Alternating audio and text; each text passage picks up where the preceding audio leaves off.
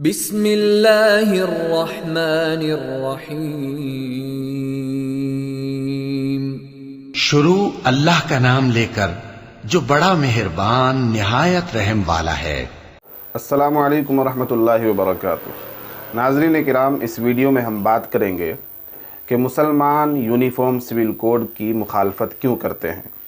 आखिर क्या वजह है कि मुसलमान और मुसलमान रहबरान मुस्लिम उलमाए किराम यूनिफॉर्म सिविल कोड, यकसां सिविल कोड की मुकम्मल मुखालफत करते हुए नज़र आते हैं। असल में मामला ये है कि मुसलमानों को चंद आइली मसाइल में, घरेलू मसाइल में, जो शादी ब्याह का मामला है, खुला का मामला है, तलाक़ का मामला है, विरासत का मामला है, तो इन तमाम मामलात में मुसलमानों को अपनी शरीयत पर अमल करने का जो हक़ मिला हुआ है, ये भारत के संविधान से मिला हुआ है। यूँ तो तमाम मुसलमानों का अक़ीदा और ईमान है कि कुरान और हदीस से माखूज़ जो शरीयत है, जो लॉ है, जो हमारा अपना इलाही कानून है, उस कानून से बेहतर दुनिया का कोई कानून नहीं है। इंसानी ज़िंदगी का कोई ऐसा शोबा नहीं है जिसमें मुसलमानों की शरीयत ने उनकी रहनुमाई न की हो। बचपन से लेकर मौत तक तमाम मसाइल का हल कुरान और हदीस में, सुन्नत में और हमारी शरीयत में मौजूद है। इस मुल्क में जब मुसलमानों की हुकूमत थी, 800-900 साल मुसलमानों ने हुकूमत की, उस वक्त मुसलमान अपनी शरीयत के पाबंद थे। उनके तमाम मसाइल शरीयत के मुताबिक हल हुआ करते थे। उनके तमाम फ़ैसले शरीयत की रोशनी में हुआ करते थे। काजी फ़ैसला करता था और शरीयत की रोशनी में फ़ैसला करता था। लेकिन जब इस मुल्क के अंदर अंग्रेज़ों का तसल्लुत हुआ, अंग्रेज़ों ने मुल्क पर कब्ज़ा कर लिया, तो फिर मामलात और मुकद्दमात अंग्रेज़ी अदालत में जाने लगे। अंग्रेज़ों ने मुसलमानों की शरीयत पर हमला किया और उनके पर्सनल लॉ का हक़ ख़त्म करने की कोशिश शुरू कर दी। बहुत से क़वानीन मुसलमानों के ख़त्म कर दिए। चंद आइली मसाइल के अलावा मुसलमानों को अंग्रेज़ी दौर इक़्तिदार में ही अपनी शरीयत के तहफ़्फ़ुज़ की फ़िक्र लाहिक़ हुई और वो ये सोचने पर मजबूर हो गए कि अगर हम इसी तरह ख़ामोश बैठे रहे तो ये अंग्रेज़ हमसे तमाम तर हमारे हुकूक छीन लेंगे, हमसे हमारी शरीयत पर अमल करने का हक़ छीन लिया जाएगा। फिर यूँ हुआ कि एक रोज़ अंग्रेज़ी अदालत में एक मेमन बिरादरी का मुकद्दमा गया जो मुसलमान घराना था। उस मुस्लिम घराने की एक लड़की ने मुकद्दमा दायर किया कि मेरे भाई मुझे मेरा हक़ नहीं दे रहे हैं, इस्लाम में, शरीयत में जो लड़की का हक़ है वो मुझे दिलवाया जाए। लेकिन उस वक्त की अदालत के जज ने फ़ैसला शरीयत के ख़िलाफ़ कर दिया और हिंदू रीति रिवाज के मुताबिक लड़की को विरासत से महरूम कर दिया। और उसी वक्त उलमाए किराम ने तहफ़्फ़ुज़ शरीयत की आवाज़ बुलंद की और फिर इसमें तमाम लोग शामिल होते चले गए। यह आवाज़ इतनी बुलंद हुई कि अंग्रेज़ों को डर लगने लगा और वो इस बात से ख़ाइफ़ हुए कि तमाम मुसलमान के जज्बात भड़क जाएंगे और फिर हमारे लिए मुश्किल खड़ी हो जाएगी। तो अंग्रेज़ों ने 1937 में शरीयत एप्लीकेशन बिल पास किया। शरीयत एप्लीकेशन एक्ट क्या है? यानी इस बिल को पास करने के बाद ये कानून बना दिया गया कि मुसलमान अपने जो आइली मसाइल हैं, जो उनके घरेलू मसाइल हैं, वो अपनी शरीयत के मुताबिक हल कर लिया करेंगे। उसमें अदालत का या किसी और कानून का कोई अमल दखल नहीं होगा। यानी मुसलमानों की जो अपनी शरीयत है, जो अपना कानून है, किताब व सुन्नत से जो ज़ाहिर है, उसके मुताबिक मुसलमान अपने फ़ैसले, निजी फ़ैसले करेंगे। इसमें निकाह, तलाक़, खुला, मुबारात, फ़स्ख़ निकाह, विरासत, वसीयत, हिबा वग़ैरह के तमाम मसाइल आ जाते हैं। यानी इन मसाइल में मुसलमान आज़ाद हैं, वो अपनी शरीयत के मुताबिक फ़ैसले करेंगे। और अगर अदालत में भी उनका कोई मुकद्दमा आता है तो इस्लामी शरीयत के मुताबिक ही उसका फ़ैसला किया जाएगा।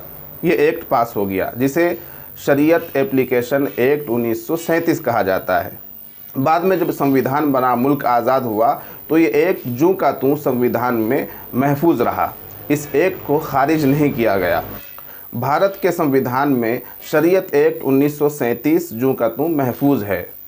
इसके मुताबिक मुसलमानों को अपने आइली मसाइल के हल के लिए आज़ादी दी गई कि वो अपनी शरीयत के मुताबिक ही फ़ैसले करें। अगर मुसलमानों का कोई मुकदमा आइली मसाइल से ताल्लुक़ रखता है और वो अदालत के अंदर पेश होता है तो जज भी शरीयत के मुताबिक फ़ैसला करेगा, ना कि किसी और क़ानून के मुताबिक। आज़ादी के बाद भारत का जो संविधान बनाया गया उसकी प्रस्तावना में, उसकी तमहीद में और उसके बहुत सारे सेक्शन में ये बात आया थी कि अब इस मुल्क के रहने वाले तमाम मज़ाहिब के लोगों को मजहबी आज़ादी मिली हुई है और किसी को उसके अपने मज़हब पर अमल करने से नहीं रोका जाएगा।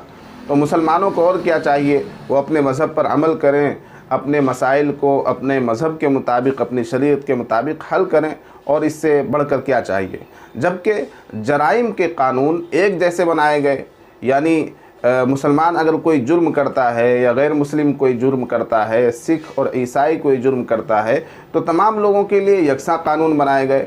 जराइम के मामले में मुसलमानों की अपनी शरीयत नाफिज नहीं होगी, बल्कि जो तमाम लोगों के लिए कवानीन बनाए गए हैं क्रिमिनल कोड के, वो कवानीन नाफिज होंगे। मुसलमानों के लिए इससे बढ़कर कोई आज़ादी नहीं है कि वो अपनी शरीयत पर अमल करें। यही आज़ादी मुसलमानों की सबसे बड़ी आज़ादी है। इस मुल्क में मुसलमानों को कोई स्पेशल पैकेज नहीं मिला हुआ है, कोई आरक्षण नहीं मिला हुआ है। इसके बावजूद मुसलमान रहते हैं और खुश हैं, इसलिए कि उन्हें उनकी शरीयत पर अमल करने का हक़ मिला हुआ है, मजहबी आज़ादी मिली हुई है। इसलिए मुसलमान भारत के संविधान का एहतराम करते हैं और संविधान के मुताबिक रहते हैं। परेशानी कब से खड़ी हुई? 1954 में स्पेशल मैरिज एक्ट पास होता है। स्पेशल मैरिज एक्ट यानी एक धर्म का लड़का दूसरे धर्म की लड़की आपस में शादी कर सकते हैं, जबकि मुसलमानों के यहाँ ये शरीयत के ख़िलाफ़ है। यानी जब तक दोनों लड़के और लड़की मुसलमान नहीं हो जाते उस वक्त तक उनकी शादी नहीं हो सकती।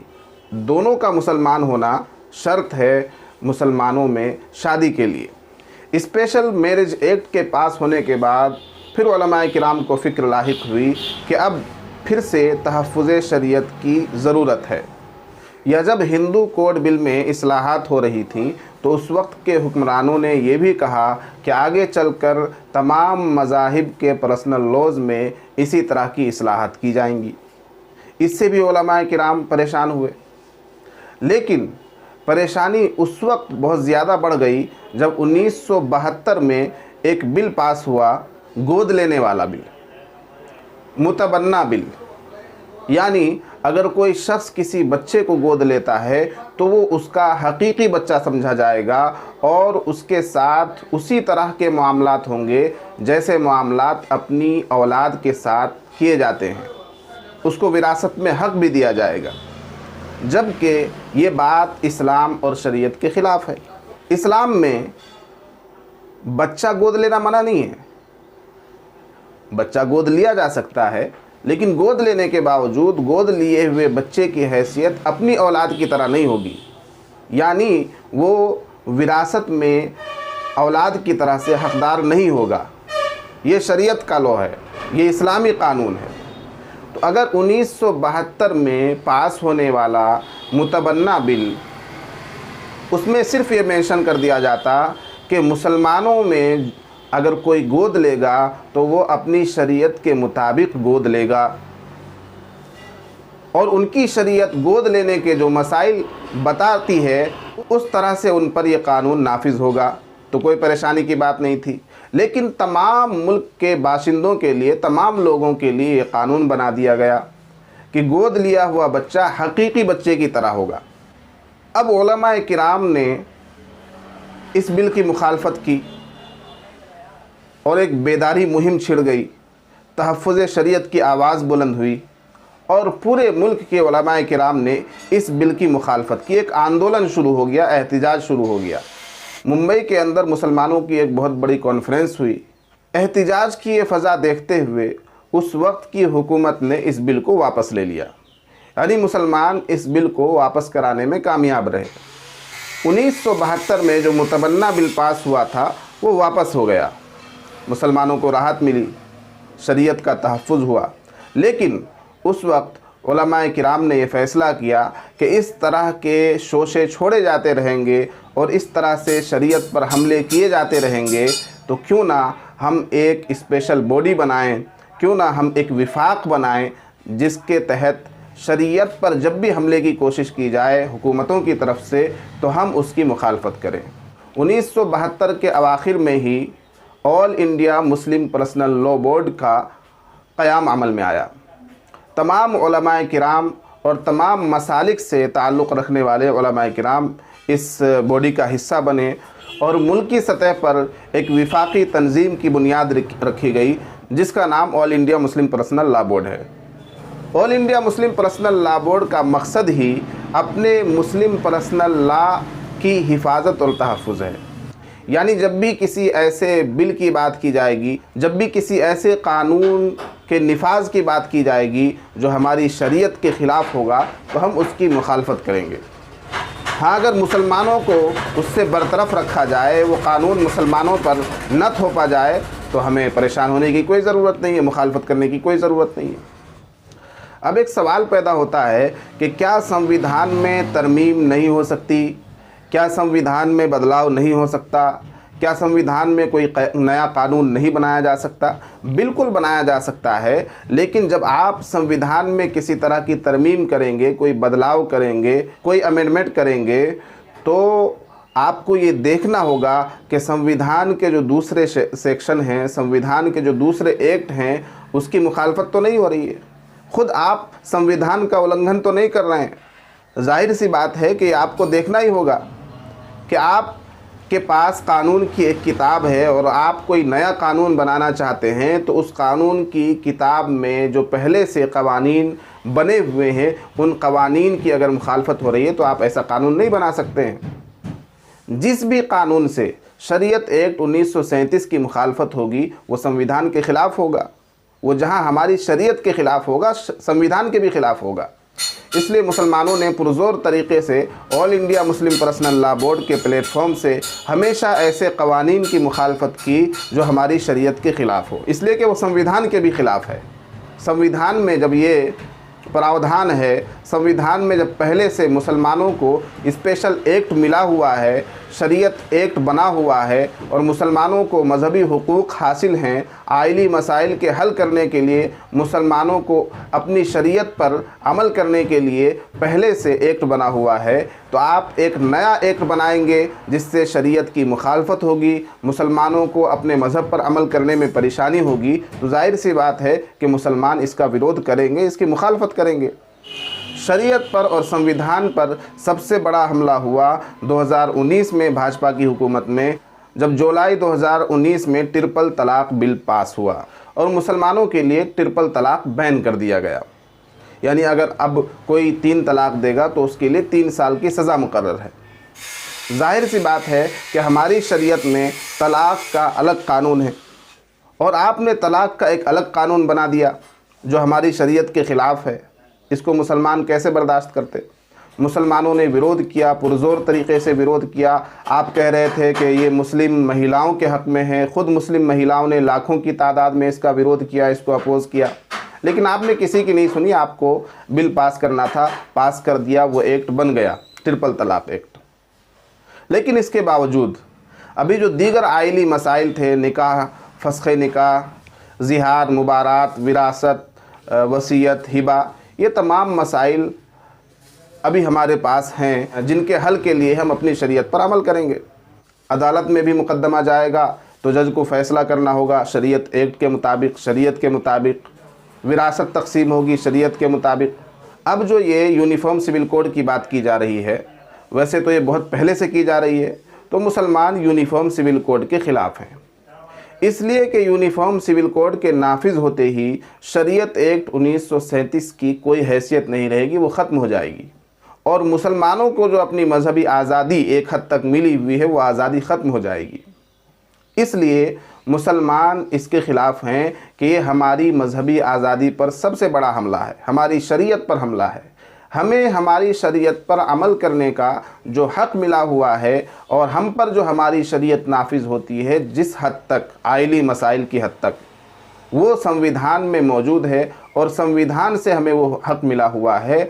इस पर जब भी आप हमला करेंगे हमारी मजहबी आज़ादी पर हमला होगा और ये हमला हमें बर्दाश्त नहीं है। इसलिए मुसलमान और मुस्लिम रहबरान उलमाए किराम हमेशा से यूनिफॉर्म सिविल कोड की मुखालफत करते आ रहे हैं कि इसके बाद हमसे हमारी शरीयत पर अमल करने का हक़ छीन लिया जाएगा, बल्कि शरीयत के जो कवानीन जिन पर अभी अमल होता है, जिन पर अभी फ़ैसले होते हैं, वो कल अदम होकर रह जाएगा। लिहाजा शरीयत के तहफ़्फ़ुज़ के लिए और शरीयत एक्ट 1937 के तहफ़्फ़ुज़ के लिए, यानी संविधान के तहफ़्फ़ुज़ के लिए उलमाए किराम और हिंदुस्तान के मुसलमान कोशिश करते हैं। हाँ, अगर इस तरह का कोई यूनिफॉर्म सिविल कोड बनाया जाए जिसमें ये मेंशन हो कि शरीयत एक्ट 1937 जो मुसलमानों के लिए बनाया गया था वो जूं का तू बरकरार रहेगा और मुसलमान अब भी अपनी शरीयत पर अमल करेंगे, उनके आइली मसाइल उनकी शरीयत के मुताबिक हल हुआ करेंगे, तो फिर हमें कोई एतराज़ नहीं है, कोई परेशानी नहीं है, कोई दिक्कत नहीं है, कोई विरोध की बात नहीं है। आपने तो अब तक यूनिफॉर्म सिविल कोड का खाका ही नहीं पेश किया है कि आप किस तरह का यूनिफॉर्म सिविल कोड लेकर आ रहे हैं, उसमें किस तरह के कवानीन हैं, किस तरह की सहूलियात हैं। यूनिफॉर्म सिविल कोड का कोई खाका तो हमारे सामने पेश कीजिए। हुकूमत ने अब तक कोई खाका नहीं पेश किया जिसमें यह बताया गया हो कि यूनिफॉर्म सिविल कोड इस तरह का होगा, उसमें ये सहूलियात दी जाएंगी, इस तरह के कवानीन होंगे। यूनिफॉर्म सिविल कोड की सिर्फ बात की जा रही है, वो किस तरह का होगा और उसके कवानीन किस तरह के होंगे, उसमें किस तरह की सहूलियात होंगी, अब तक बताया नहीं जा रहा है।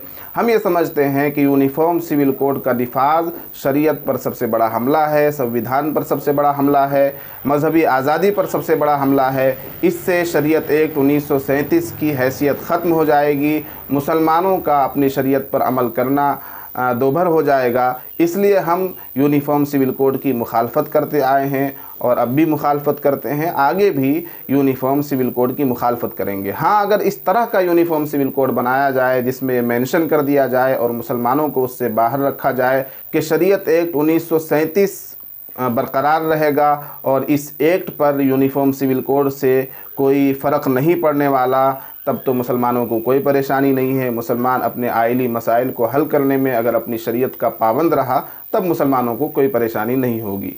1972 में भी जो मुतबन्ना बिल पास हुआ था गोद लेने का, उसमें भी अगर ये मेंशन कर दिया जाता कि मुसलमान जो बच्चे को गोद लेंगे तो वो अपनी शरीयत पर अमल करते हुए गोद लेंगे, तो उससे भी मुसलमानों को कोई परेशानी नहीं होती। कोई भी ऐसा कानून बनाइए आप, कोई भी संविधान में कोई भी एक्ट आप बनाइए, उसमें ये मेंशन कर दीजिए कि शरीयत एक्ट 1937 और मुसलमानों के जो पर्सनल लॉज हैं उसमें कोई फ़र्क नहीं पड़ने वाला है इस कानून से, तो हमें कोई परेशानी नहीं है, कोई दिक्कत की बात नहीं है, कभी भी हम विरोध नहीं करेंगे। विरोध करने की सिर्फ एक वजह है कि हमसे हमारी मजहबी आज़ादी न छीनी जाए, शरीयत पर अमल करने का हक़ न छीना जाए, हमारे मुस्लिम पर्सनल लॉज को ख़त्म न किया जाए। यही हमारी मांग है, यही हमारा मुतालबा है। और इस मुतालबे को कल के अंग्रेज़ों ने भी तस्लीम किया था। अंग्रेज़ भी यही कर रहे थे, वो मुसलमानों की शरीयत पर हमला कर रहे थे, शरीयत मुखालिफ कवानीन बना रहे थे, शरीयत मुखालिफ फ़ैसले कर रहे थे। अंग्रेज़ों के ख़िलाफ़ हमने आंदोलन किया, एहतिजाज किया, विरोध प्रदर्शन किया, तो अंग्रेज़ों की समझ में आ गया कि हाँ, इनकी शरीयत पर हमला नहीं करना है और उन्होंने शरीयत एक्ट 1937 पास किया, मुसलमानों को स्पेशल एक्ट दिया।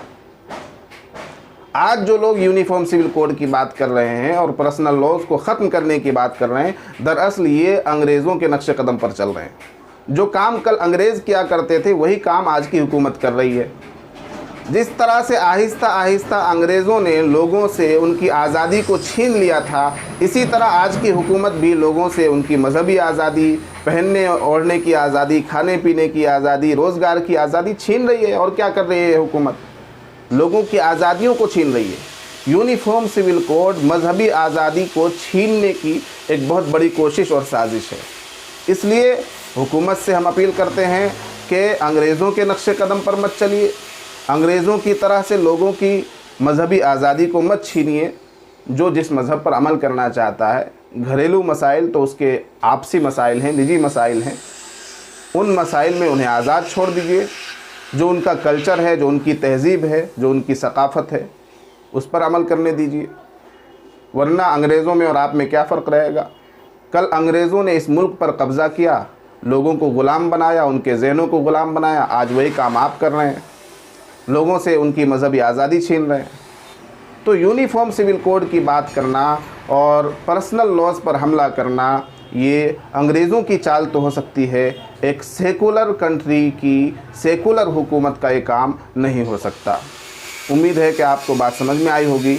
इस वीडियो को ज़्यादा से ज़्यादा शेयर कीजिए, लाइक कीजिए, चैनल को सब्सक्राइब कीजिए। बहुत बहुत शुक्रिया।